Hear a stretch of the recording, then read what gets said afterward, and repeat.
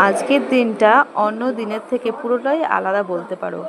কারণ হচ্ছে আজকে কিন্তু আমার হাজবেন্ড দেখো খেতে দেওয়ার আগেই কিন্তু অ্যাডভান্স বসে আছে, মানে অন্যদিন ডেকে ডেকে হাজবেন্ড আসে না। আর আজকে হচ্ছে হাজবেন্ডকে আমিই ডেকেছি খেতে আসার জন্য, কিন্তু দেখো আমার মনেই নেই যে আজকে তো আমি কোনো রান্না বান্না করেই নি, এগুলো কালকের তরকারি, এগুলো যে ফ্রিজে রয়েছে বের করতেই ভুলে গেছি। তো যে কারণে হাজবেন্ডের এখন ওয়েট করতে হচ্ছে, বসে রয়েছে হাজবেন্ড। আর আজকে রান্না করছি শুধু ভাত আর এই পেঁপে সেদ্ধ। তো এর মধ্যে নুন লঙ্কা টঙ্কা সব তেল দিয়ে রেখেছি, কিন্তু এখনও মাখাটা হয়নি।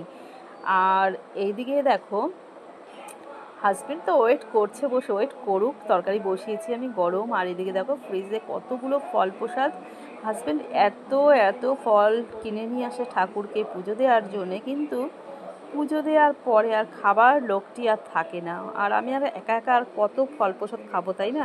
তো শাশুড়ি যেটুকু মানে ওনার খাওয়ার গ্রেড করে খাওয়ার মতো উনি সেটুকু খায়, কিন্তু এত ফল তো আজকে আমি খেতে পারবো না, তাই না? তো হাজব্যান্ডকে বলছি যে এই দেখো খাওয়া দাওয়ার আগেই কিন্তু এগুলো বের করে রাখলাম, সবাই মিলেই কিন্তু খাবো, ঠিক আছে? তাহলে ফল প্রসাদগুলো খাওয়া হয়ে যাবে, নইলে ফ্রিজেই থেকে যাবে।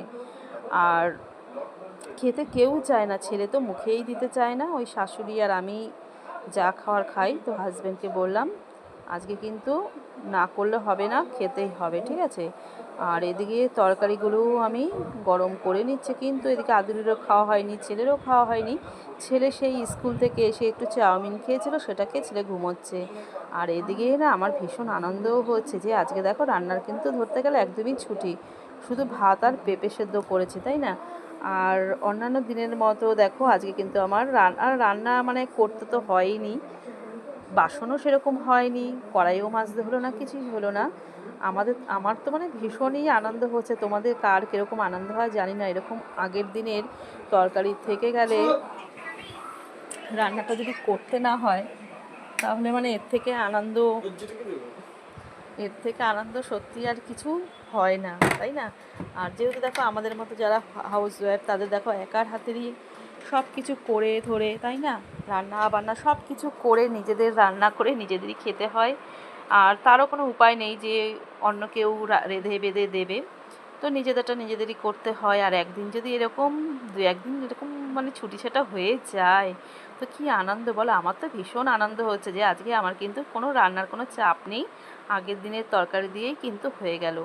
আর এদিকে তোমাদের সাথে গল্প করতে করতে দেখো আমার কিন্তু পেঁপে সেদ্ধটা মেখে হাজব্যান্ডকে শাশুড়িকে দুজনকেই একদম খেতে দিয়ে দিয়েছি। ওদেরকে বলছি তোমরাও চলে আসো, আমার টেবিলে কিন্তু খাবার দেওয়া রেডি।